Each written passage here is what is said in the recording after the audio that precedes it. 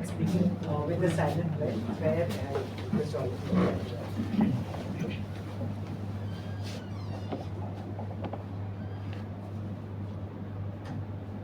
Thank you. Now I request our Vice President, Mr. Vasudevan, to welcome the gathering and introduce this chief guest.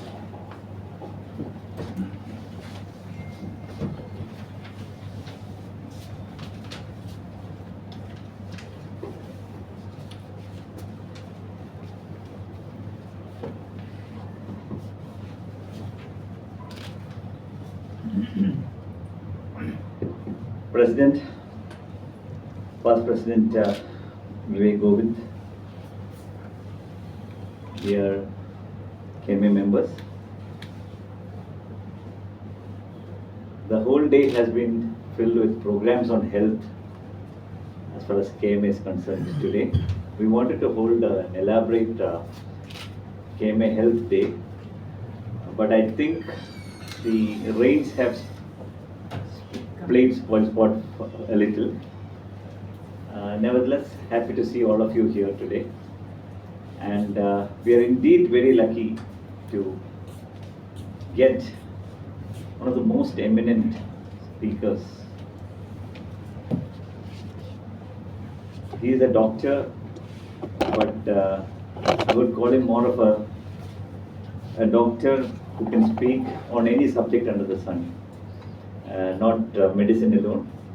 I think probably he is a friend to almost everybody sitting here. So that's how eminent Dr. Sujith Vasudevan is, and how dear he is to the citizens of Cochin. As custom would demand it, I would still like to introduce Dr. Sujith on a formal note.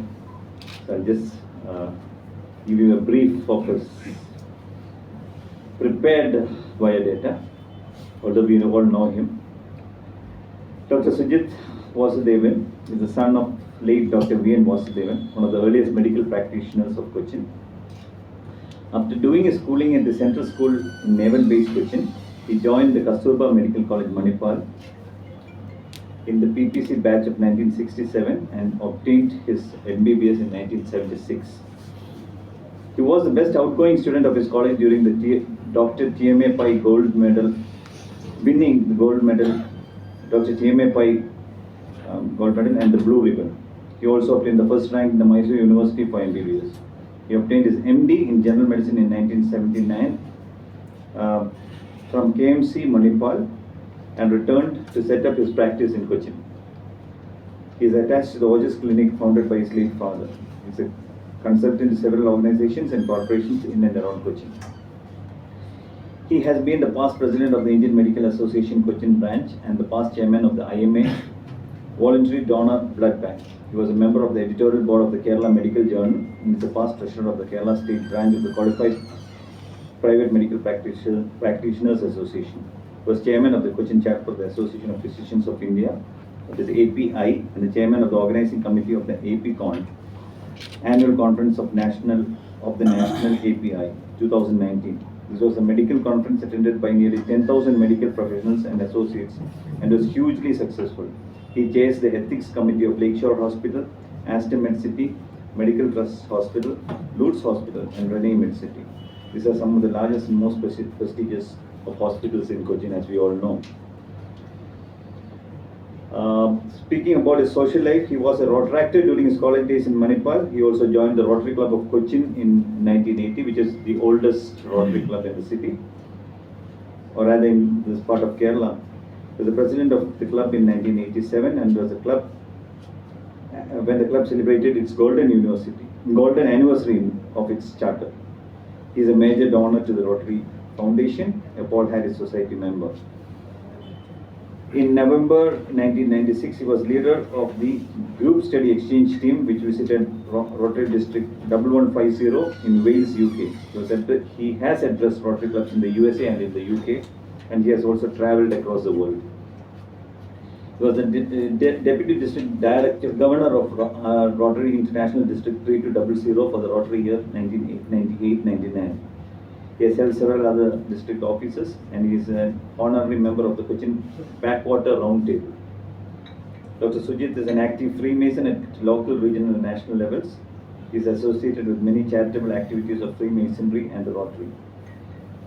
As I told you, he has traveled extensively in USA, UK, Europe, Far East and Middle East. His hobbies include Western classical music, writing, mainly humor, music, mainly listening, and study of military strategy, weapons and combat. He has been a national level debater and a quizzer. From the family side, he is married to Dr. Vijaya, his classmate in KMC Manipal, who is a gynecologist turned family practitioner and who is a past president of the Inner Wheel Club of Cochin. And the Vasudevans have two children, a son Sanjay, who is a graduate engineer with post-graduation in business administration working with MasterCard, and a daughter Shweta, who is an HR consultant and trainer. Shweta is the immediate past president of the Rotary Club of Cochin.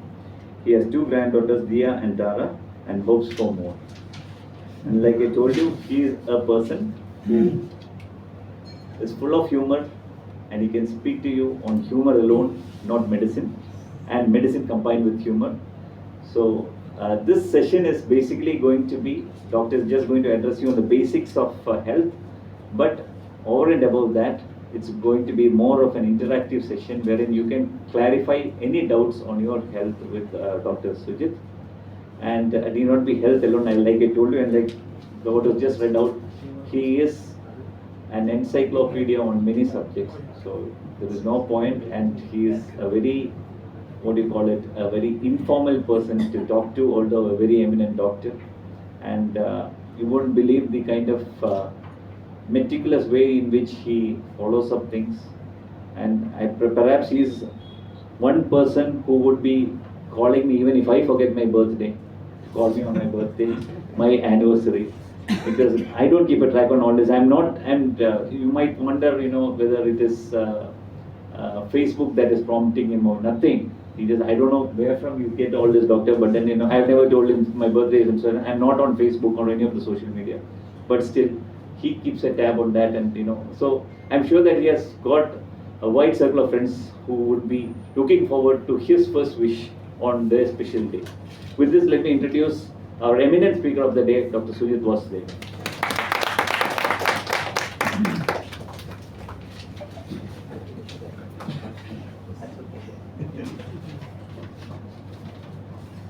Good evening.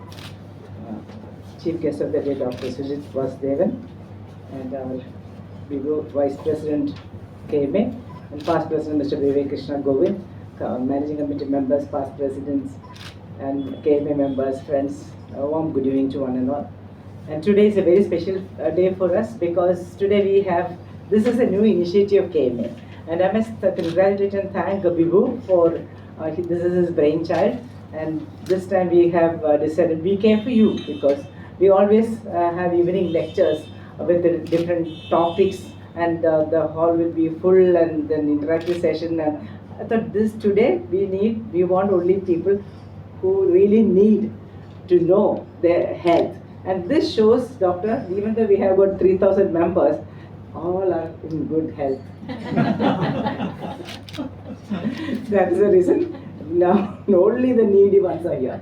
And this hall, I think we are having it the first time. We gave this hall for, use this hall for different purposes, but we are having a close-knit discussion today. That's why we are here, and I mentioned this to doctor, and he was also very happy for this kind of arrangement. We call this today's function as We Care For You. We indeed care for you. That's the reason we started this program from the morning. We started from 5:30, 6 o'clock, all of us were here. And the first session was cyclothon and walkathon. And yes, I did cycle, and then we walked. And the first session was inaugurated by a sub-collector of Fort Cochin, Mr. Vishnu Raja is. And then there were a lot of people were here, and followed by, we had breakfast, and then we had a health checkup, and there's a free health checkup also been arranged by Medivision. And once again, thank you, Bibu Punaran, for that. And then we have another session, yoga session. So we had a yoga session. There are a lot of tips he shared, and it was a very informative session, and those who participated really enjoyed and very happy for that. And then the third session we had that I think Rajiv, maybe we can come and sit in the front also. And he is Rajiv Ambat. He has taken the class lifestyle changes to manage lifestyle diseases, and those who attended, and he wanted to talk more about it. Unfortunately, we did not have much time, therefore he had to cut short on his session. And today, like this, from morning 5:30 onwards, that one after the other, and the final session is just going to be very interesting, very informative, very interactive. And then Duo has already introduced the doctor, and I do not want to speak anything about health because I'm not the doctor per se, the MBBS. Health talk on lifestyle diseases. This is the topic doctor is going to talk, and doctor is here. I know that he is renowned, and when I spoke to people, they said, Dr. Sujith Vasudevan, wow, that impression that we got was amazing, and we are indeed privileged and honored to have doctor today, and thank you so much for your presence, and I don't want to talk anything more about the topic, and then I would like to invite you to talk to our members. Doctor.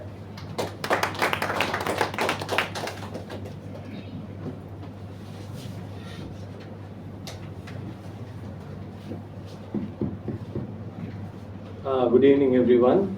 President Nirmala, Vice President Vibhu, Past President Vivek. So many familiar faces. Yes. I had asked my wife to join me, not for listening to me. She has enough of me listening to me. But I don't drive in town. I make her my driver in town. I drive outside the city. I don't drive inside the city. She politely refused, and she has said that she's got better things to do, like shopping. She could have heard a few good things about me, but I'm sure that she wouldn't believe, having really known me, she wouldn't believe any of this. We're going to send a video clip to her. Oh God. You're on record. No, that's okay. She knows me for what I am. Lot of hot air. It's nice being here.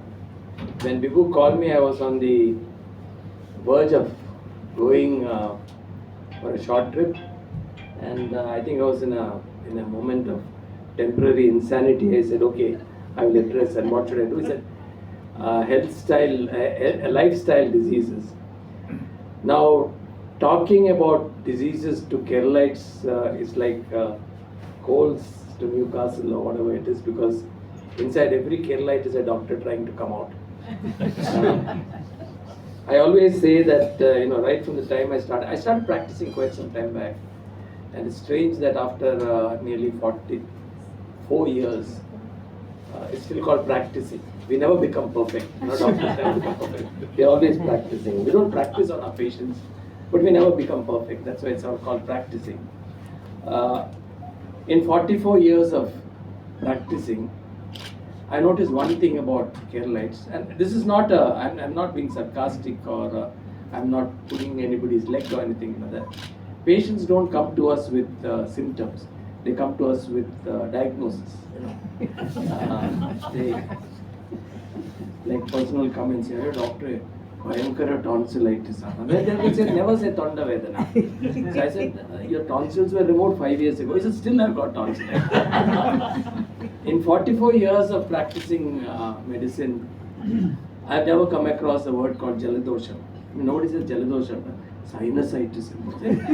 The problem is that they know stuff. So we have to be sharp, and we have to know exactly what we are dealing with, what we are telling the patients, and so on and so forth. Things have become a little more complicated of late because of the advent of Dr. Google, who's a well-known physician,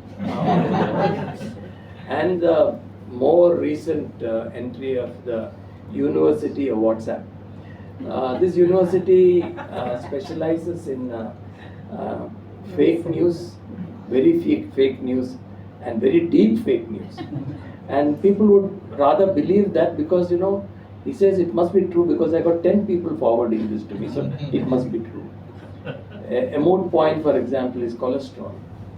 Now, from years we have been taught that high cholesterol in the blood or high lipids in the blood are not good for you for various reasons. But I had a patient about 2 years ago. He came and said, my cholesterol, after I stopped the medicine, I stopped the statin you had given me, and very proudly preens himself and says, my cholesterol is now 330. I said, but that's very high. Yeah, it means my liver is working properly. So I said, I'm sorry, what's that got to do with cholesterol? No, I read in WhatsApp, and not once, but 3 or 4 people sent to me that if your cholesterol is high, that means your liver is functioning perfectly normal. So there are a lot of ideas floating around, and human psychology is such that you will believe what you want to believe, not what is true. If somebody says cholesterol is good for me and I don't need to be, don't need to swallow unnecessary tablets or have a vigorous exercise and don't eat this and don't eat that, that's what I would like to believe. Now, we don't call them lifestyle diseases, we call them as non-communicable diseases. Lifestyle disease is just a bait to get you in here, so that lifestyle disease, it comes because of lifestyle. If I change my lifestyle, the disease goes away. Okay, you can refer to them as lifestyle disease, but lifestyle has a very small role to play in this. Now, when I started training in medicine, say after 1.5 years, we get within striking distance of a living patient. We were concerned about communicable diseases. I mean, things like tuberculosis. People have been decimated by diarrheal diseases like dysentery, bacillary dysentery, amoebic dysentery, cholera, malaria, dengue, tuberculosis, rampant. But over the years, there has been a subtle change, and all the diseases that we had thought of as belonging to the decadent West, where people used to, have very abnormal lifestyles, eat a lot of junk food, don't exercise, were subject to obesity, and they had diseases like hypertension. When I say hypertension, it's high blood pressure. It's referred to as hypertension medical pathology. I asked somebody, do you have hypertension? He says, yes, I'm always under tension. My wife is always angry with me, so I've got hypertension. As that would make 90% of us having hypertension. If your wife is angry and you consider that you've got hypertension. So hypertension, diabetes, or type 2 diabetes, dyslipidemia is what we call as high cholesterol. It's not just cholesterol, there are a whole bunch of fats in the blood. And of course, the big one is heart disease, coronary artery heart disease, is the one which we are trying to prevent. And of course, I am not talking about the big C or cancer, which is the biggest non-communicable disease now coming up and up and up and up and up. Now, when you look at the trend over the last few years, we find that we are conquering communicable diseases. We are conquering infectious diseases. 2 diseases which were the scourge of the globe at one point in time, namely smallpox and now polio. Smallpox has been eradicated. Polio is on the verge of being eradicated.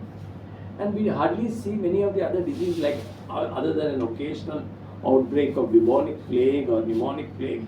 We don't see plague, the great black death.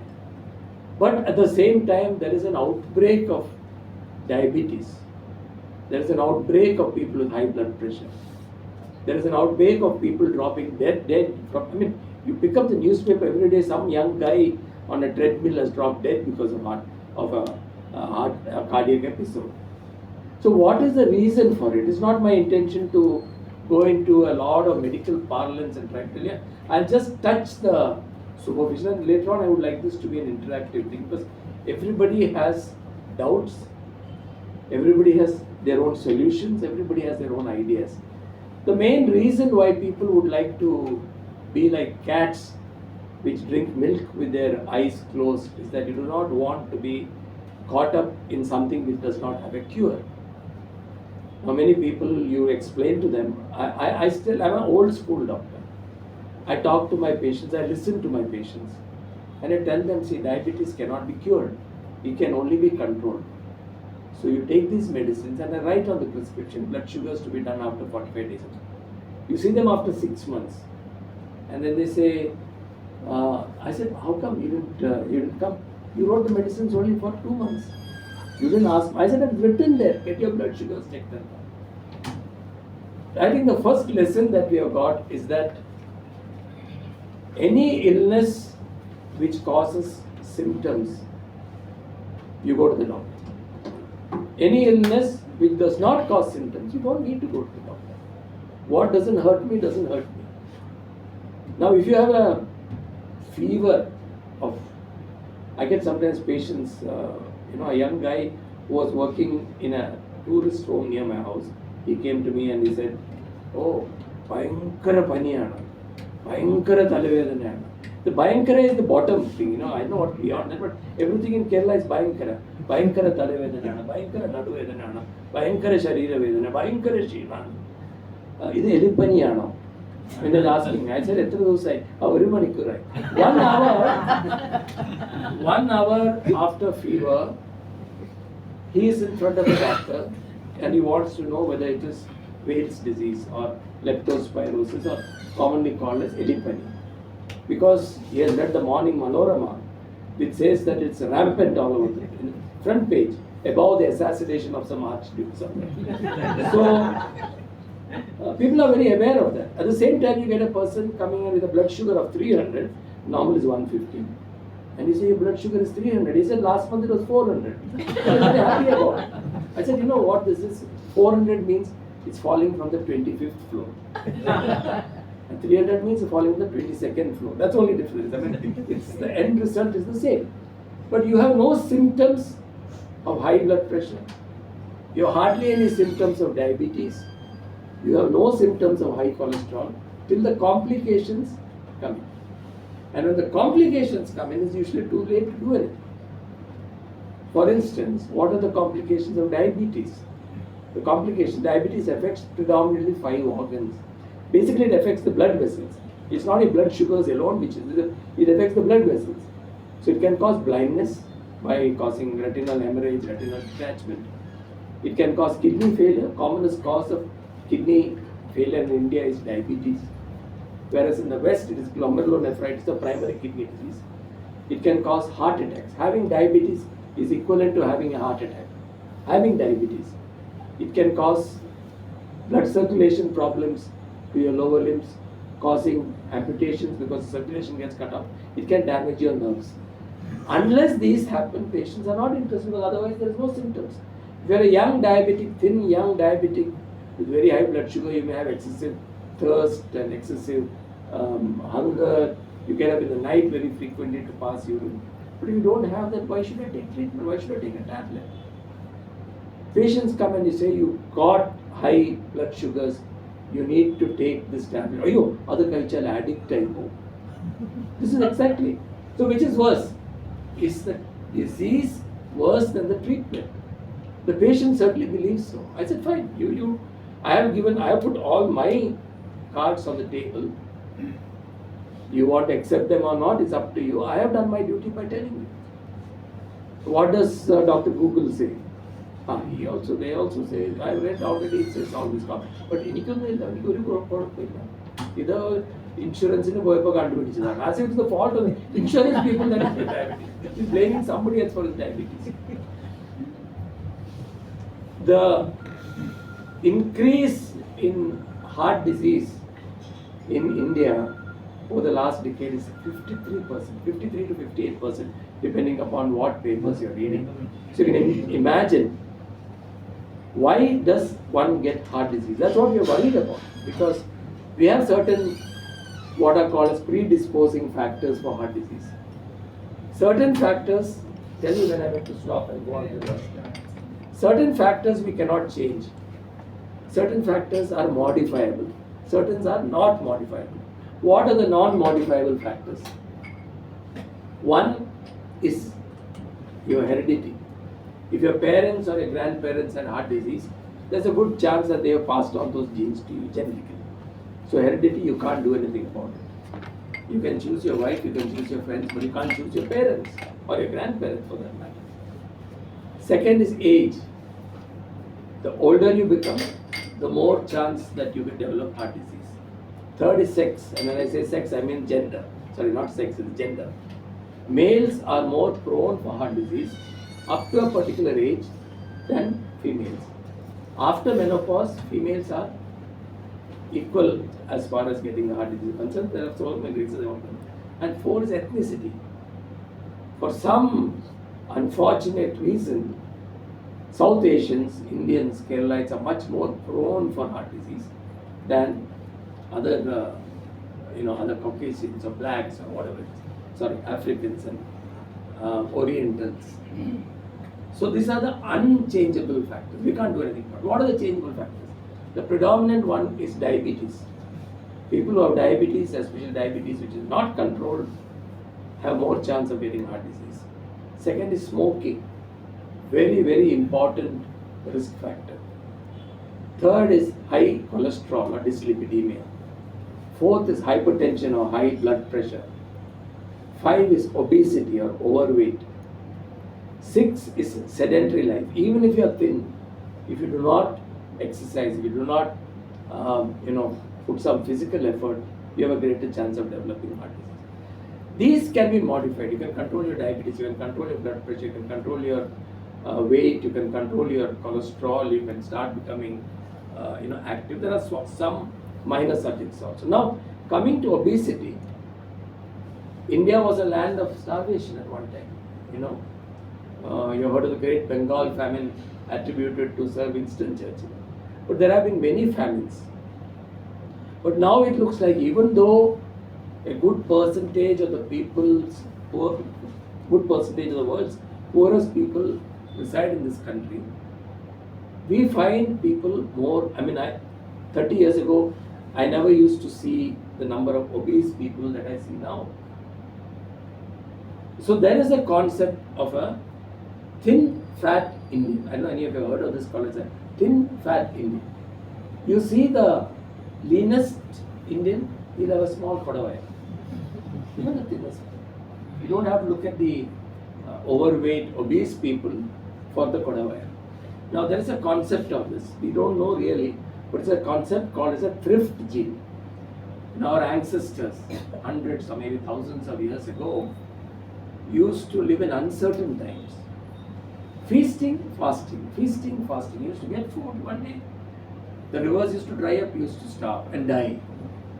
So genetically, you learn to store fat. The body learned, we have been changing. We had big ears, now soon we'll have no ears. We had a tail at one time, but the body finds that it doesn't require a tail because you're not swinging from the trees, the tail disappears. So one day we'll have no ears, but the same way we develop. So this was to store fat during times of need. So if you're starving, the body could burn up the fat and live for a little longer till food is available. Now over a period of time we started getting food, but the genetic remains. So you have a kodavaya, and if you are obese, it becomes even a bigger kodavaya. And this is the largest organ in the world. People say that in the body, they say that liver is the largest, maybe skin is the largest, maybe, but true is that your body fat is the largest. So there is a thin fat Indian. With the result that the World Health Organization has turned us all topsy-turvy. You heard of something called BMI, Body Mass Index. It's a calculation based upon your age, your sex, your height and your weight. In my phone I got a body mass index calculator. Worldwide, the body mass index, advised body mass index is 25. But for Indians it's 23. That means we are fatter at lower weights. Similarly, you go by another measurement which is called as a waist circumference.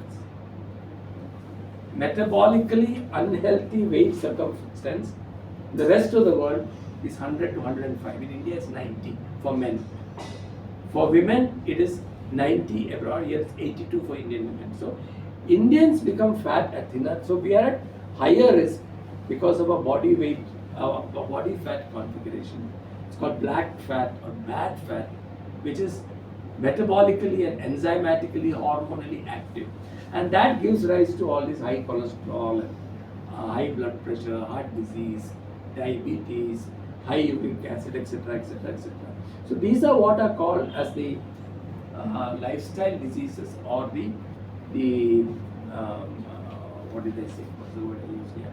The preventable, communicable diseases.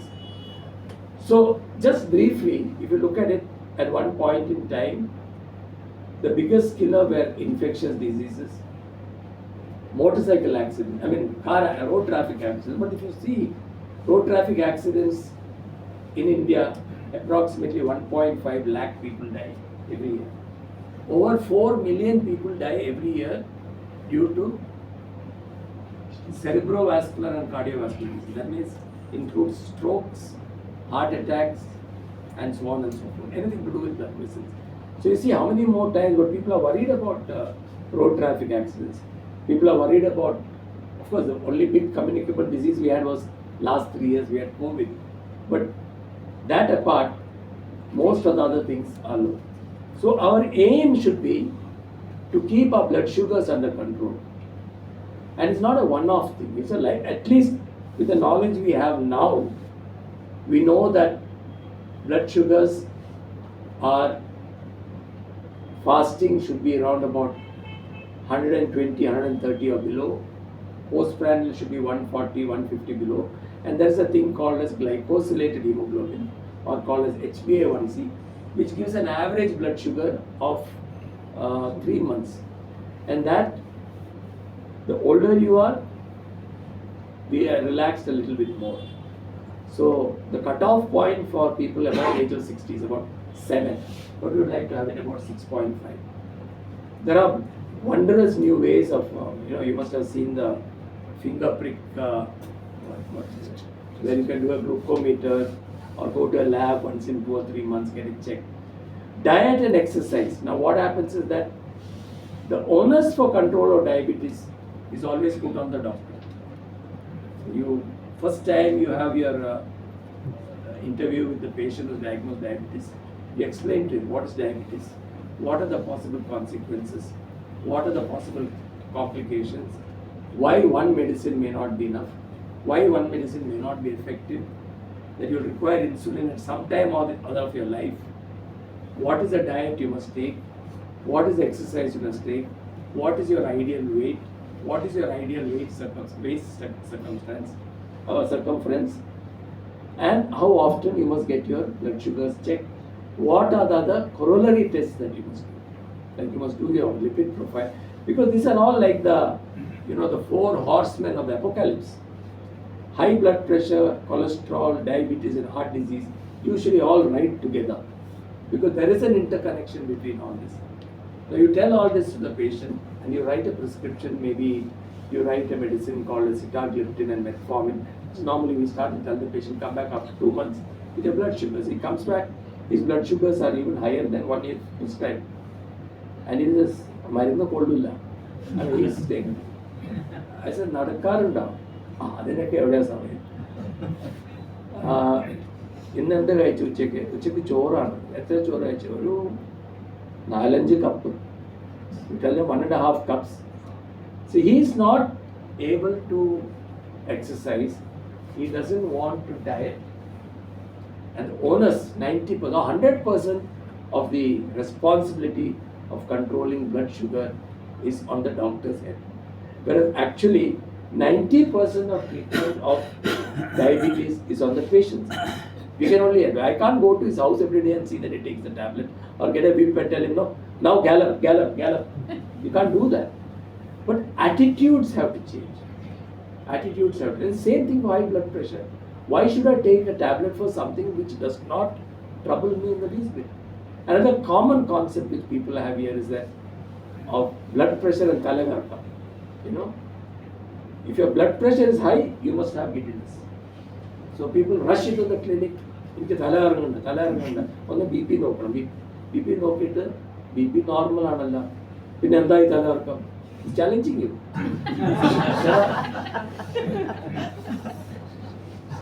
There are two ways when I look at I'm not critical, I'm just making observations which are true. Is that, see, there are two things you can do. You can ask a doctor questions or you can question a doctor. I don't know whether you can make out the difference between huh?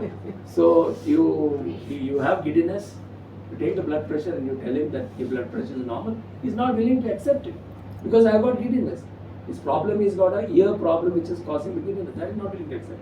On the other hand, you record somebody's blood pressure for the suicide and say, your blood pressure is 180 by 100, it's very high. That can't be. I have no giddiness.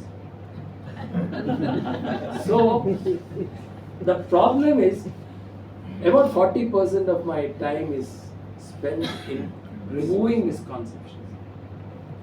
People come with a lot of ideas which are misconceptions, like for anything, for heart disease, like they say, one of the commonest things you say, somebody comes and you refer him to a cardiologist because ECG shows changes.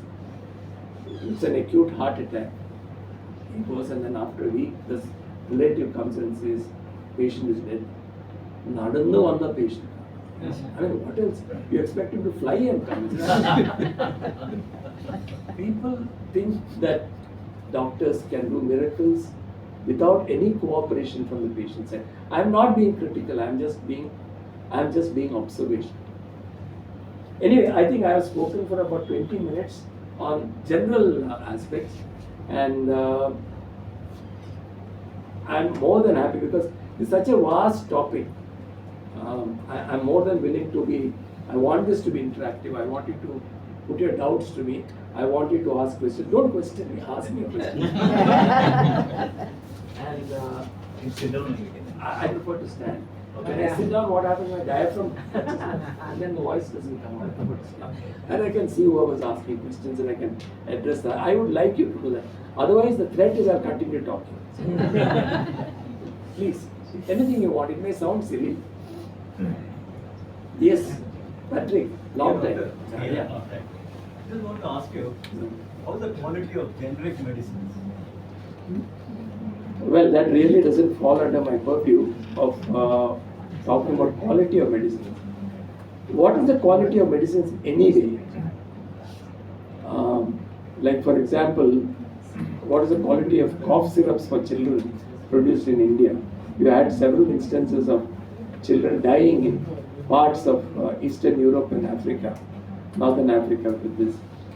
Now the generic medicines come with the official backing of the government of India. There is a tremendous price difference.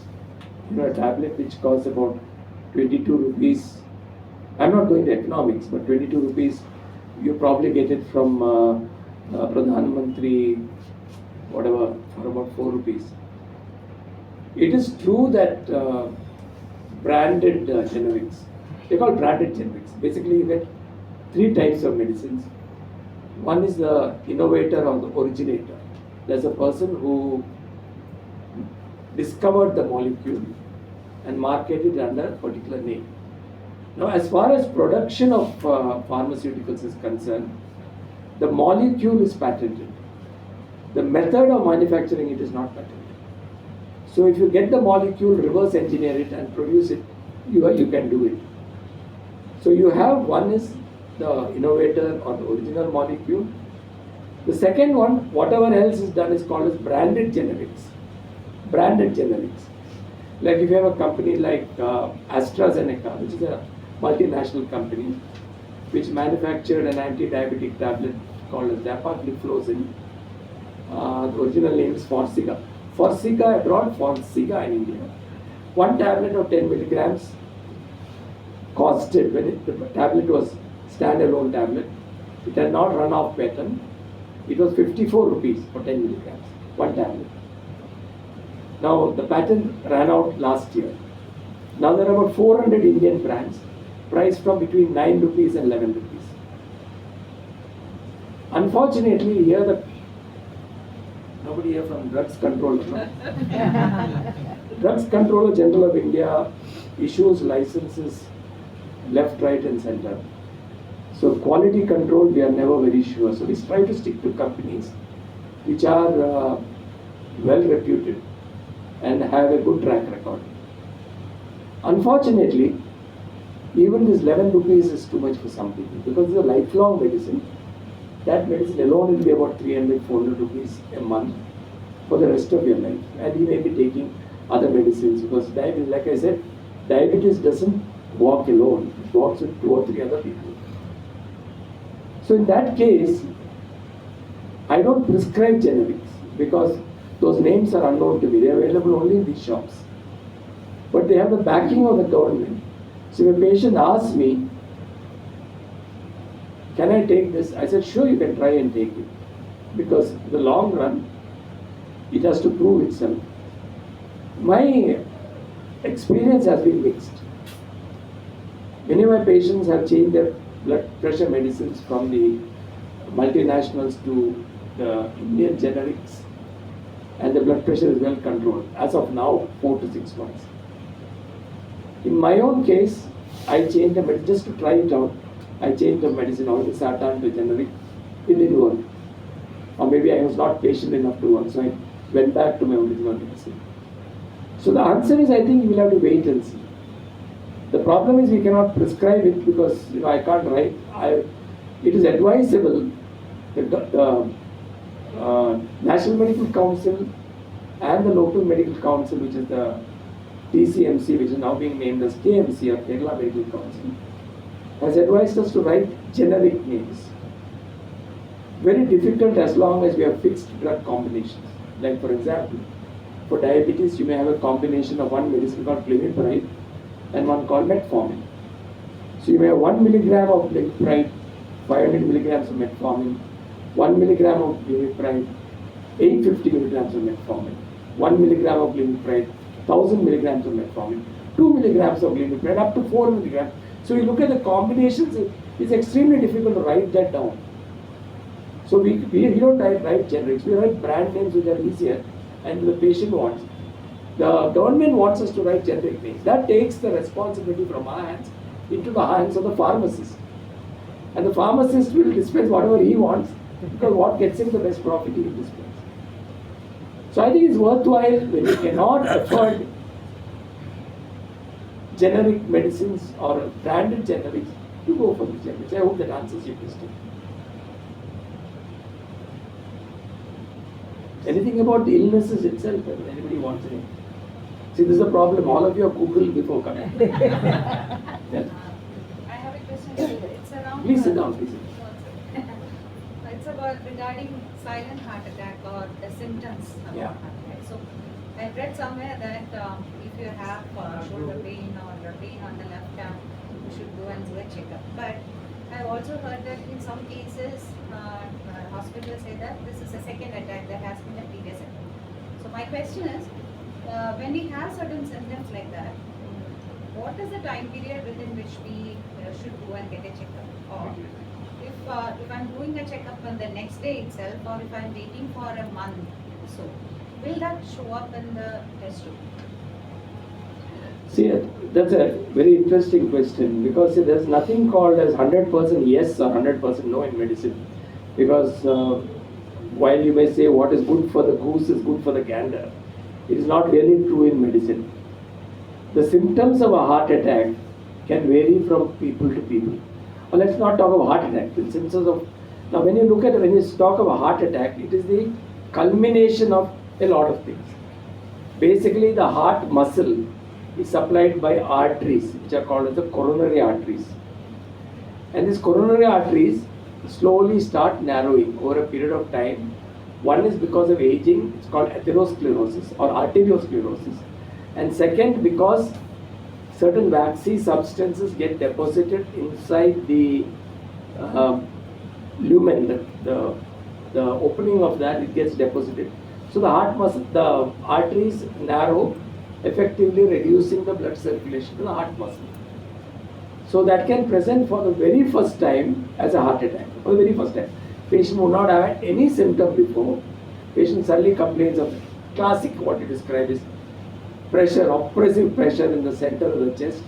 probably radiating to the left arm, radiating to the neck, sweating, breathlessness, apprehension, clouding of the sensorium, or you feel that you're going to collapse. That's a very typical one. But it may not always, like you said, people die in their sleep and they say he's had an attack. You don't know, nobody. The problem about India is nobody does postmortems. Everybody, if a person is found hanging, they'll try to fight it and say, don't do out postmortem. It's against our beliefs and religion and all that. 100% of unexplained deaths, 100% of home deaths in most countries have a postmortem. So you know what is the cause of death. Having said that,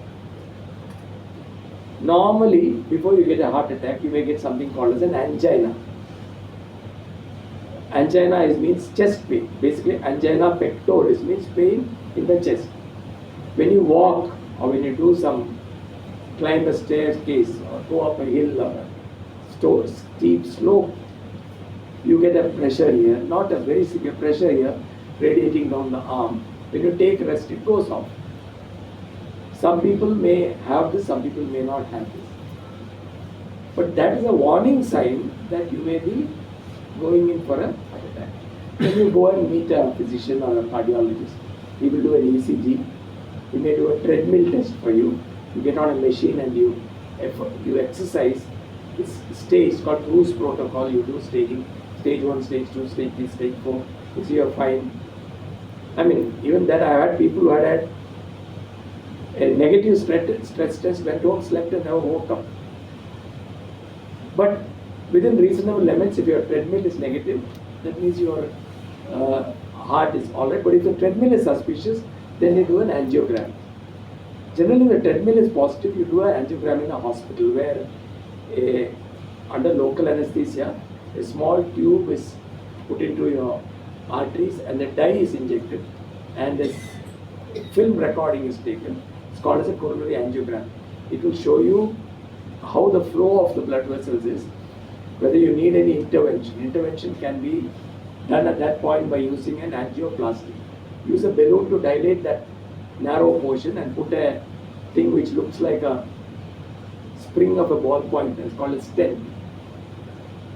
Not stunt, it's stent.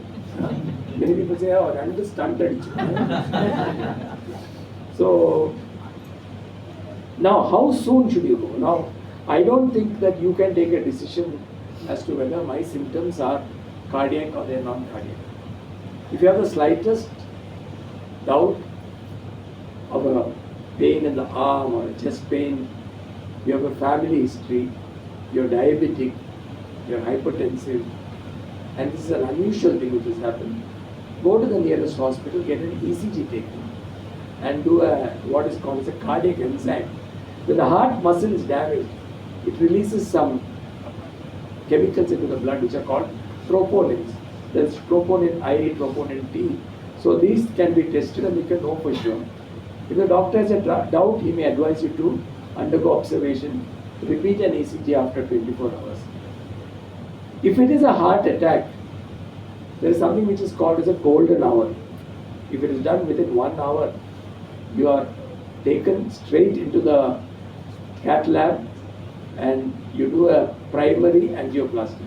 Primary angioplasty is as your heart attack is evolving, as you are getting a heart attack, they go and they suck out the clot and they dilate the blood vessel and put a stent there. So there are so many possibilities. There's no straight answer, but it's always, I always say that, you know, what you have may not be a cardiac problem, but I would like to err on the side of safety. It's better that I treat a gas as a heart attack and you laugh at me afterwards, than I treat a heart attack as gas and you come and throw stones at me afterwards. So the precaution is always safety. And now the facilities are available just around the corner. You don't have to, travel. In the olden days, I used to send my patients to Chennai for doing angiogram. Now you throw a stone, you hit a cath lab. Don't do that. It's quite expensive. No, we don't have.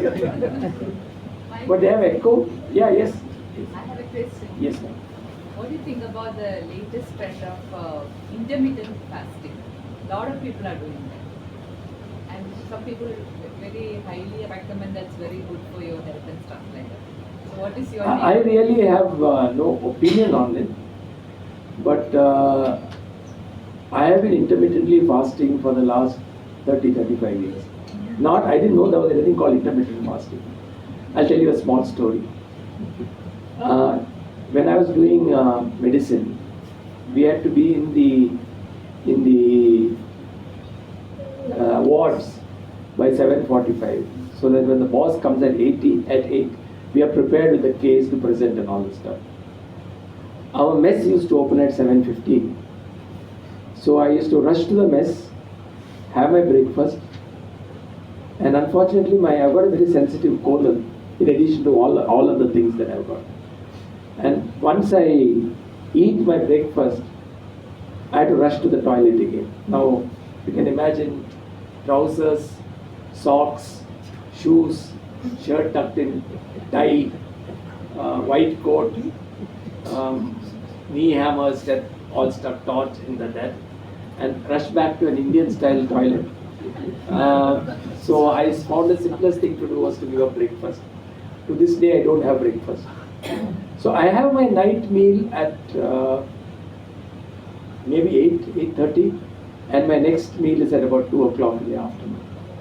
But I have a cup of coffee in the morning. So if that is not intermittent fasting, what is? That's basically what you are talking about. Certain people it helps in losing weight. My problem was that at that time there was nothing called intermittent fasting. I did this as a matter of convenience, so I didn't lose weight. If I had done it now, maybe I would have lost it. So I think there are pluses and minuses for intermittent fasting.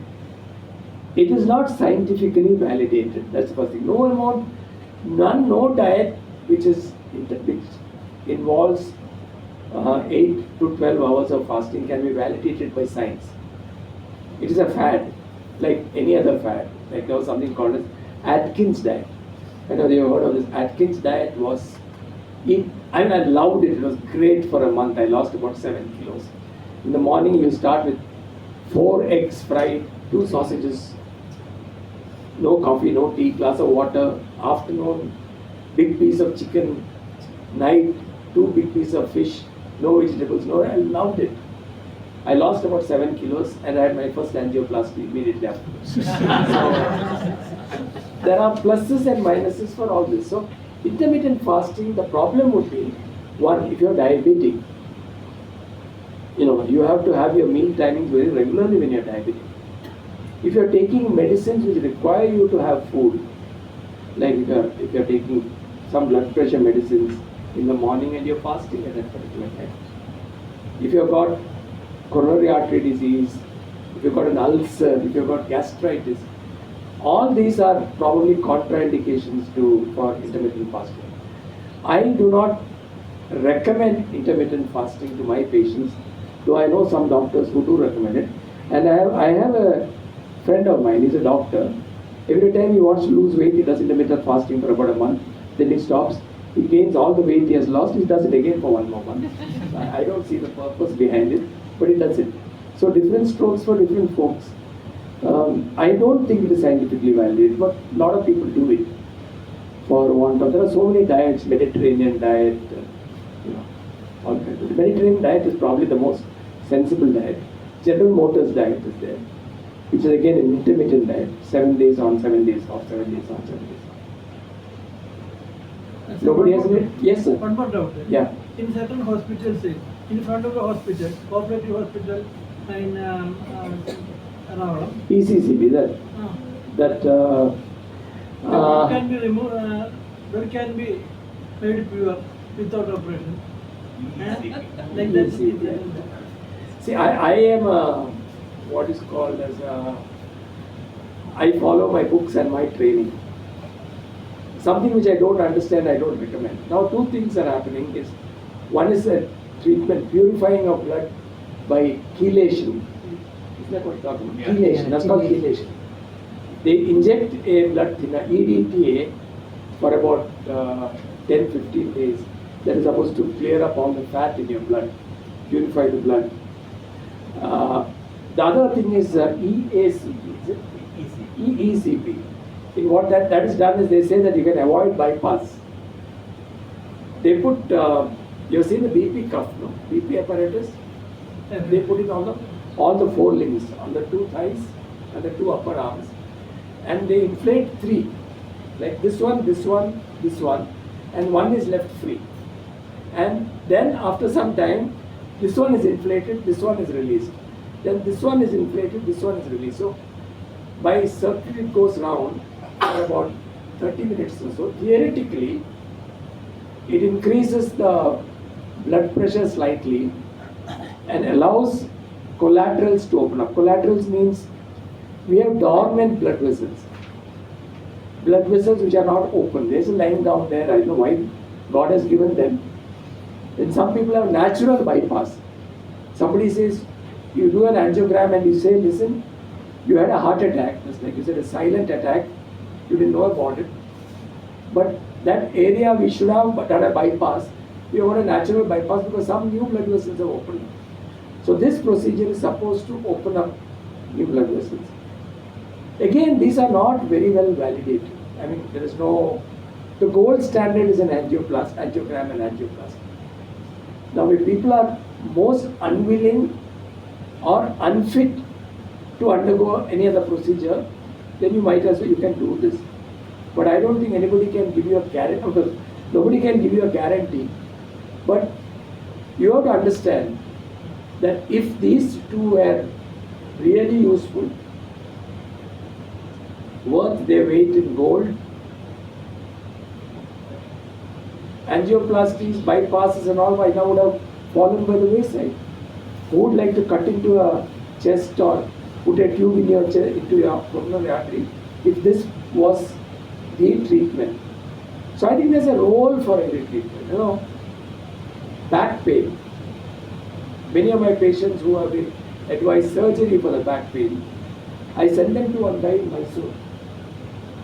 He does some mantravadam and all that, they come back walking. They're taken on a stretcher. There are so many things which we do not understand. I try my best not to get into things which I don't understand. But what you say, these procedures are there. Purifying the blood by giving EDTA or chelation therapy, by clearing out all the fat and the muck and all that. Or opening up new channels in your heart muscle by doing this pressure thing. I've had patients who have gone there. Just today I had a patient.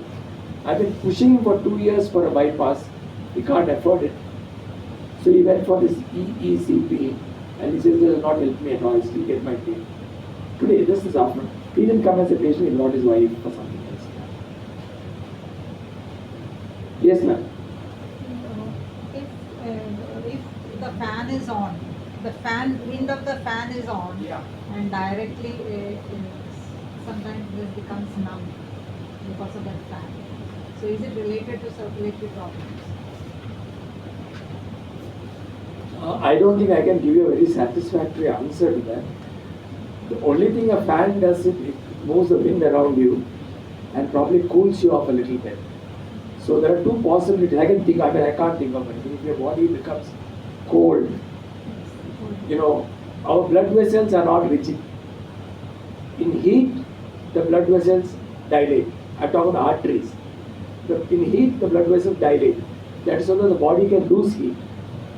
When it is cold, the blood vessels constrict to conserve heat. So the only possibility is that your blood vessels may be constricting a little bit and causing the numbness. I cannot give any other action because poor fan, why are you blaming it? Once it is off, Then you feel better. No, this is the only answer I can give. I don't have a satisfaction. I will refer this and I will tell Bibu what the answer that you can come with. Okay, anybody has any doubts? Please, yes, ma'am. Yes, sir.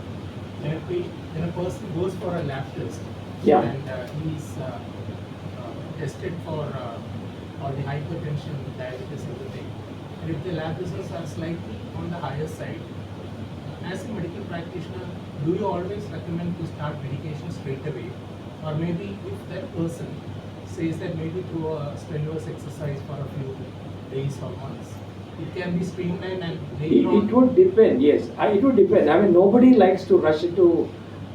See, in any treatment, there is pharmacological treatment and non-pharmacological treatment. See, now, there's a lot of misunderstanding about any of these. What are the levels of cholesterol which require management? It all depends upon what is your other, we call this comorbidities. Suppose you have only cholesterol, slightly raised. Out of the cholesterol, we say total cholesterol, triglyceride, high density lipoprotein cholesterol, low density lipoprotein cholesterol, very low density lipoprotein.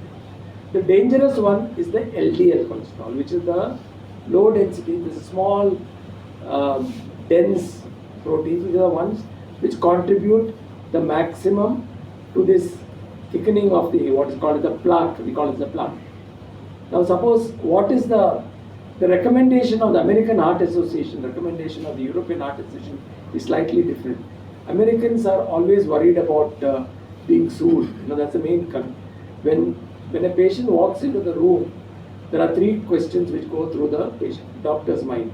One, am I going to get sued? That's the first question. Second question is, how much can I make out of this? No? Third question is, how can I help the patient? So these are the three questions. They're very, very litigation happy there.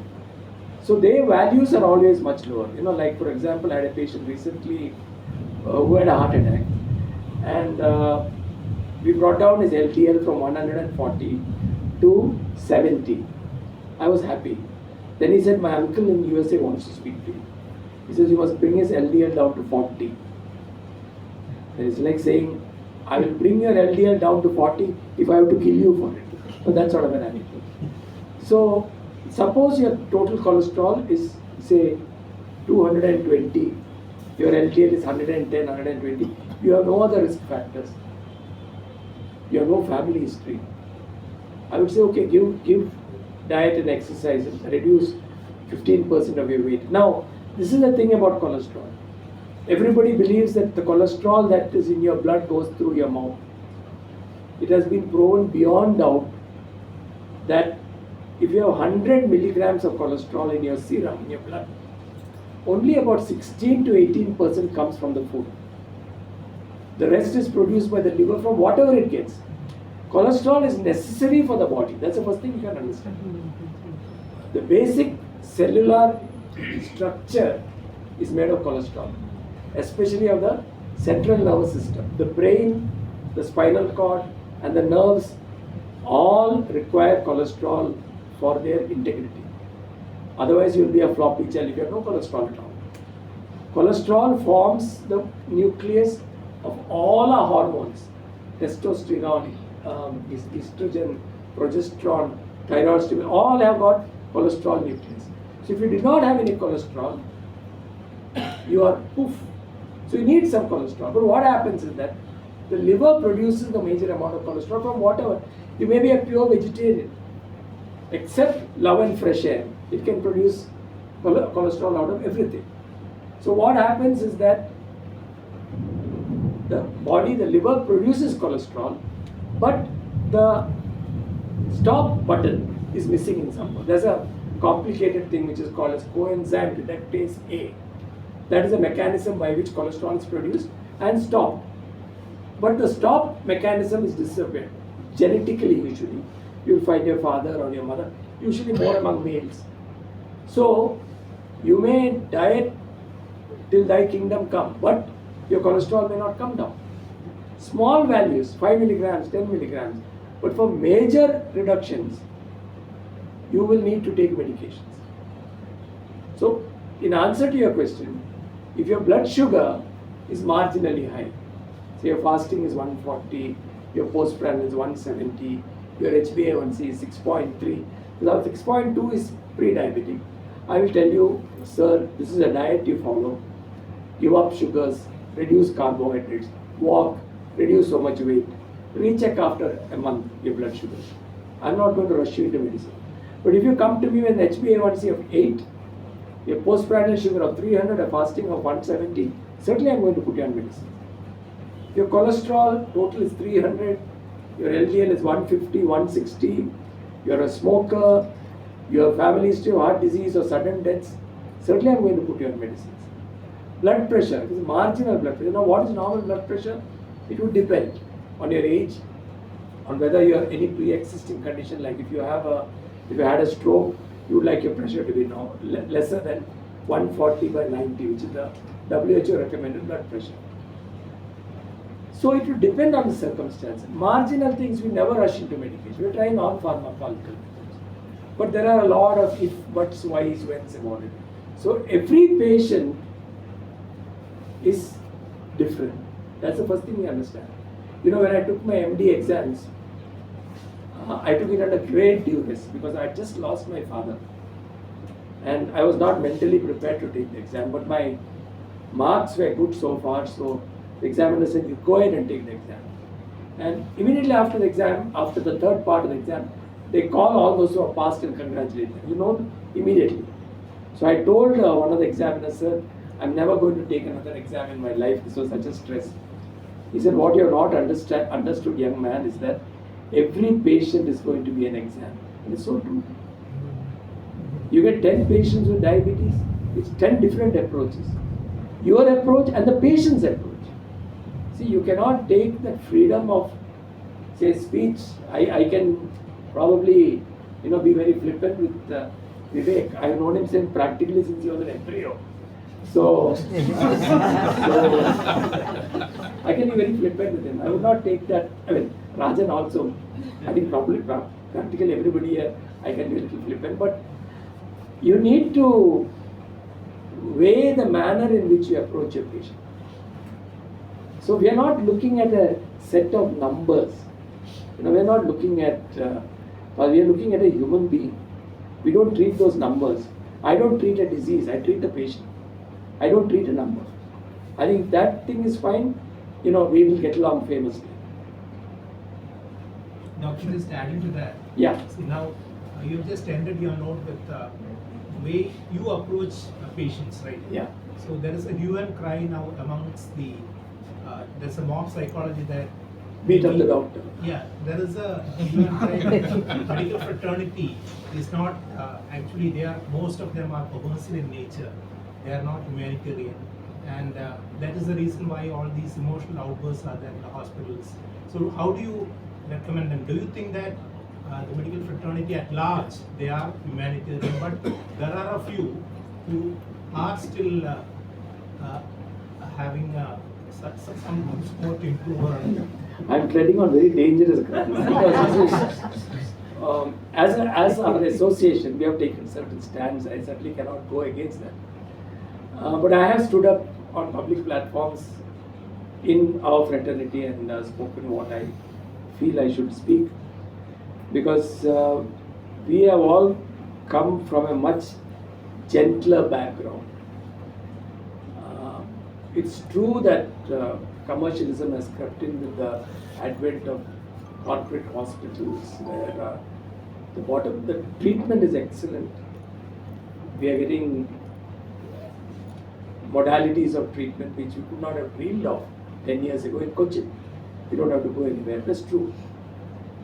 Commercialization as such. And everybody wants to make a buck. Why should doctor be different? I mean, like, everybody believes it's a noble profession. Noble profession means you work 24 hours and don't make money. That's noble. Anything other than that is not noble. But having said that, it is a profession which should have a lot of empathy and sympathy and things like that. I have stood up in public platforms and said that these are acts of passion. These are acts of random bereavement, or when people are suddenly without expectation, something happens in the hospital, you react. Part of the fault is ours. We don't talk to our patients. We don't talk to our patients. We don't listen to our patients. It happens in any emergency. You know, what happens is that when the patient is rushed in, long back, I referred a patient to a hospital unnamed, for a cardiac problem again. So they had left behind certain things, and the relative came back to retrieve those things. I called him and he said, "What happened?" I said, "How a hospital go to it? insensitive care unit, let me tell you. I had a laugh for a moment. He said intensive care, he says insensitive care. But then when you reflect upon it, it is so true. From Mr. Menon or Mr. George or Mr. Ali, you become a number. How is bed number 4? What are the numbers? Pulse, 110, BP, oxygen saturation. From a human being, from a vertical human being, you become a horizontal number, a bed number. And you have all this beeping thing going on, ventilators, hissing and all this stuff. So, somewhere down the line, probably we have, I wouldn't say we have lost our humanity, but humanity has been blunted to a certain extent. And mainly because of the pressure on the doctors. Nobody wants to say no to someone. I have learned to say no. I never used to say no before. In my club, at one point in time, they would say, thank God, Dr. Sujith Vasudevan is not a woman. Because with his inability to say no, he'd always be pregnant. So, suppose what is the capacity? I found that my capacity to see patients is about 30 a day. I was seeing 80 to 85 patients a day. And I said I was doing great injustice to myself and to the patients. My only thing was to get the patient out so I can see the next one. Get him out so the next one, I got to go somewhere at 7 o'clock. I used to wind up at 9:30, damaged my own health. We don't realize that. So, we don't talk to our patients. So I think the fault is there on both sides. There has to be education that a doctor is not God. But that has to be explained to them. This patient is, I have a friend of mine who is an oncologist. The first thing he will tell is, oncologist is a person who deals with cancers. The first thing he will tell is this patient may die. Starts with that. And then he goes a little downhill or uphill, whichever you take. So once the patient is primed, a patient's parties are primed, I don't think that this sort of problems will occur. But there are certain vested interests also. One hospital nearby here which was trashed on political, grounds. But these are considering the number of patient hours that are given by both the patient and doctors. These incidents are far and few, but they should not happen. It will not happen in an educated, see, we are a literate state, but we are not educated in the true sense. If you are really educated, like in US, people die, but this doesn't happen because the general population understands the limitations of a doctor. And then they see limited number of patients. When I was seeing 80 patients or 75 patients a day, my classmates, my contemporaries in the US used to see 6 to 7 new patients a day, about 10 follow-ups. They have time to explain, they have no time to explain. So I don't think it's commercialization. Commercialization has occurred everywhere. Everywhere. You look at any other profession in life. Making money is not sinful except among doctors. I don't know whether you get me what I'm saying, but thank you. Thank you all. You have done a good operation.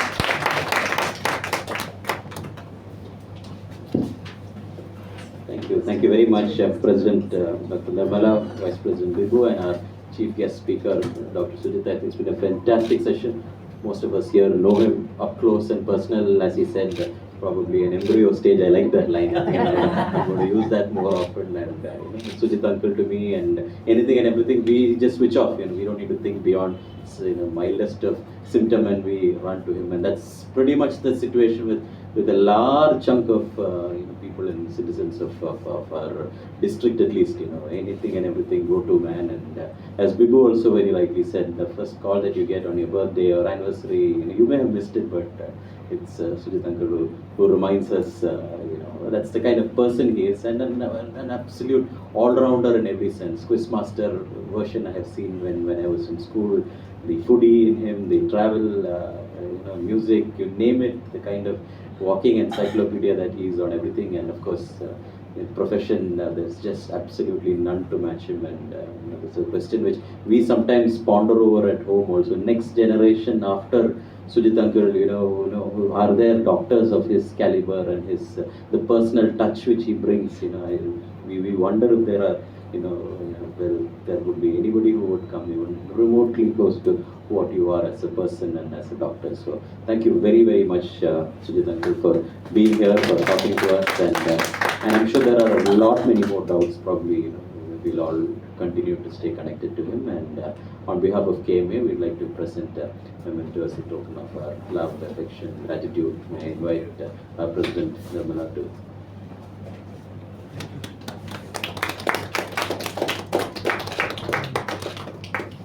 And thank you very much to all of you. It's terrible weather. We could hear the rains and thunder, and yet you all braved that, and you've been here and all day long.